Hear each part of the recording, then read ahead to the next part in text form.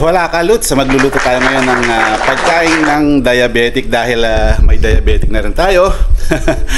Kailangan maging healthy na rin yung kinakain natin. Ito yung sinabi ko nga, yung pagkain ng may edad o yung pagkain ng matatanda o yung mga people na gustong maging healthy. Ito, nandito na yung natin. Bulang lang ang gagawin lang natin.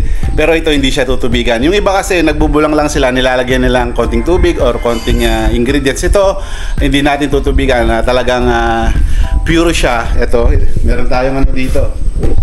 Itong lalagyan lang natin ng sibuyas, kamatis. Tapos meron tayong patola. Tapos ito yung malakas sa panglunas sa diabetic, itong okra, na ito dapat lagi natin kakainin yung okra. Tapos meron tayong dahon at bulaklak ng kalabasa. So hihimayin muna natin para makapagluto na tayo. Ito, meron din tayong ditong kamoting gapang o patata dulce sa Espanyol niyan. Tapos meron tayong saging saba. Yan, talagang pagkain na may edad na si Kalutz. Ang Kalutz nyo ay medyo may edad na, kaya ito pili na yung mga pagkain natin. Hindi, rin natin, kailangan dire-diretso natin yung pagkain pa ng pagiging healthy. So marami pa tayong kailangan iluto, kagaya ng malunggay na lalagyan ng itlog. At mga Kalutz, magluto na tayo ngayon, samahan nyo ako. Then mamaya kakain tayo. Yes, umpisahan na natin yung pagluluto ng ating bulanglang ng Kapampangan. Mga Kalutz, sino po bang gustong mabot dyan ng 100 gulang pataas? Ito yung pong kainin nyo, ito yung pong iluto nyo lagi. Ito yung pagkain na may edad, yung gustong maging healthy, yung gustong umaba ng buhay. Ganito lagi kasi yung niluluto ng ating mga lola, lolo. Kita man natin kung gaano yung edad na inabot nila. Ito pa, kung ma-maintain to, maganda to. Isang tip din nito sa mga diabetes, yung may diabetic, yan, yung maraming asukal sa katawan. Isang rin po ito, isang recipe para sa kanila, sa atin pala, kasama na ako. Included na pala ako sa hindi ko pa matanggap. So ito yung mga ingredients natin. And ito, walang tubig yan. Bali ito kasi pagkabalaw ng ating mga gulay, pag yan, magsasabaw-sabaw yan. Yun po yung sa amin ng bulanglang na Kapampangan, walang sabaw. Yung sa diningding naman, mayroong nilalagay na bagoong. Then siyempre, unahin muna natin yung ating patola. Yan, marami-raming patola to.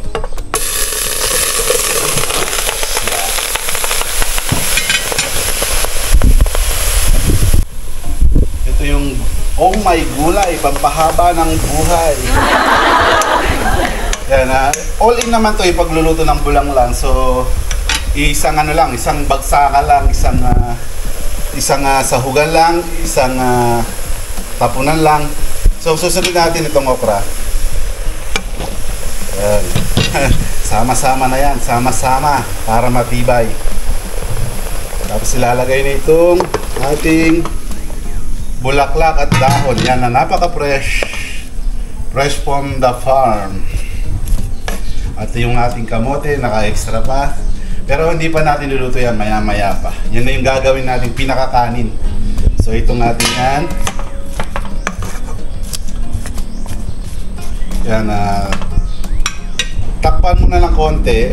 Pag kumulo na ito ng konti, pwede nating sahog yung ating itong kamatis, sibuyas, konting asin. Huwag na natin lalagyan ng magic sarap o bechin. Takpan muna natin mga Kalutz. So hindi ko rin pala alam kung sino makakasama natin kumain. Samahan ako sa bulanglang na kumain. Sino kayang pwedeng sumama sa akin na kumain nito? Yung pagkain ng healthy. Alam ko na. Si Madam Kalutz na nag-work. Yun, pag naluto ito, papasukin ko siya sa loob. So susubukan ko siya. Tignan natin kasi hindi rin ganun kahilig sa kahilig sa gulay. So malalaman din pag sinubukan ko. Baka tanggihan niya. Tignan natin.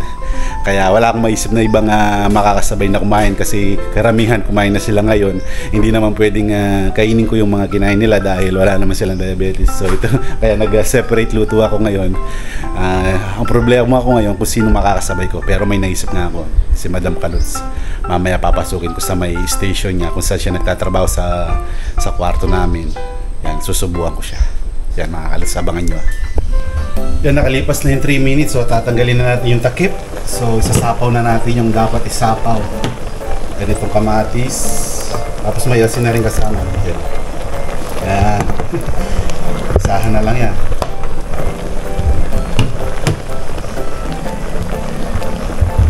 Yan o. Tapos yung tirang isda.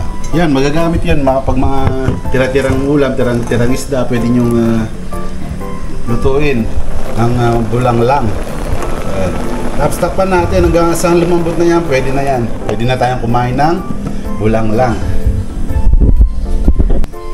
Yan, check muna natin kung malambot na yung ating okra. Konti pa. Yan mo. Wow. Konti pa, medyo matigas-tigas pa yung okra. Pag lumambot yan, pwede na. Pwede na natin ipatikim kay Madam Kaluts at siyempre kay Papa Kaluts, kay Kaluto na mayroong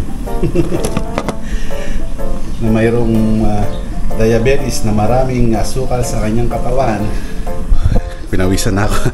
Ate Sophie, kamerahan mo kami na ni Mama. Ha? Papakainin natin siya ng gulay habang guguluhin natin siya sa kanyang work. Ito lang ha. Kailangan pindutin mo lang yung yung sa taas.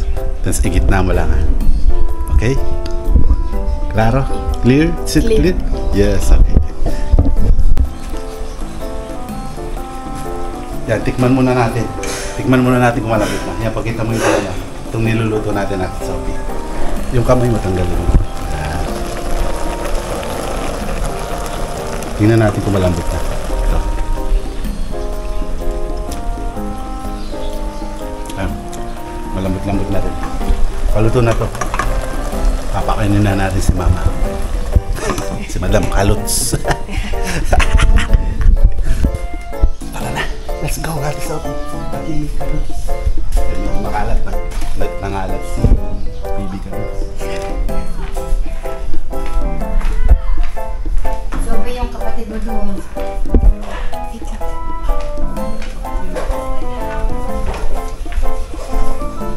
Na. Hello! Kakain ka ngayon ng gulay. Ano Kaluts? Ito na. Kakain ka ng gulay ngayon. Mainitin pa. Ay, eh. Saway ka. Mainit! Pipan ko muna. Mainit pa? Pipan ko muna. Ang gulo mo. Plano namin yan si Sophie. Sayo, guguluhin namin si Mama. Init pa. Sige. Ano Sophie? Mukha ba naman yung kapulay mo? Ano? Ito, ginulo na natin si Madam Kaluts. Madam Kaluts, kumain ka na ng gulay para maging May healthy ka video din. mo yan. Pambihira ka. Eh nga, para umabot tayo ng 100 plus. Tuwang to siya. Kain ka pa para umabot tayo ng 150 years. Pambihira to. Oh. Mainit ha? Wow! Ano? Tinubo ko. Kailangan ubusin mo yan para maging healthy. Ano yan? Bubuk ako Ano eh. Liam mo ah. Ilang gulo kami oh. Boss ah. Makita ka ng boss ko. Yan, napakasarap Alright. na ng gulay natin. Nagustuhan mo ba? Yes, sarap. Yummy, yummy. Pahingi pa nga. Kumain ka ng okra. Ayun nga, maganda sa yan, sa diabetes. Matis. Diabetes sa modelo. Pampaganda ba ito? Yan, para marami ka ring maibok. Marami ka ring sales sa iyong trabaho. Makakakota ka at makakalibre tayo ng hotel. What? Saway ka. Yan na siya. Baby Kaluts! Hello! Hello. Yan, kalbo. Yan. Hello. Papa. Yan, nagulo na rin natin si Madam Kaluts. Pwede na tayong kumain. Ang bihira, para maging nakabidyo ka healthy pa. ulit si Papa Kaluts. Yan, nagustuhan ni Madam Kaluts yung niluto ko. Kaya iniwanan ko na din yung may isda sa kanya. Eto, dito na lang kakain sa labas. Yan, kakain tayo. Yan, may sabaw-sabaw pa ng konti. Gupin natin.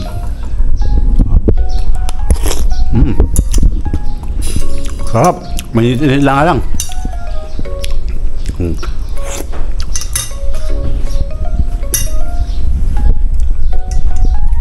Yan, kaya ko yun.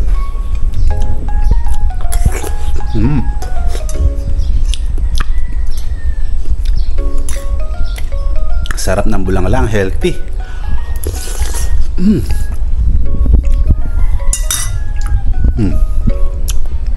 Tang okra. Sarap. Walang betchin, puro asin lang to. Kaya isang health tips na naman yung ating na-share ngayon, mga kaluts. Sarap ng sariwang gulay talaga. Kaya itong hinahanap-hanap natin sa Pilipinas.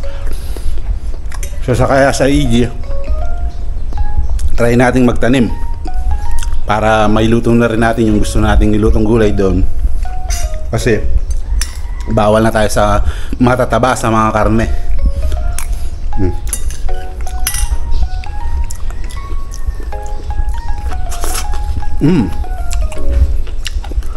Kasi yung okra nila doon medyo matitigas. Dito malalambot yung okra natin.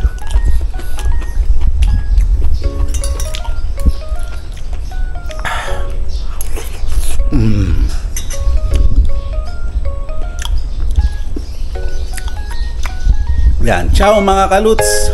Thank you for watching.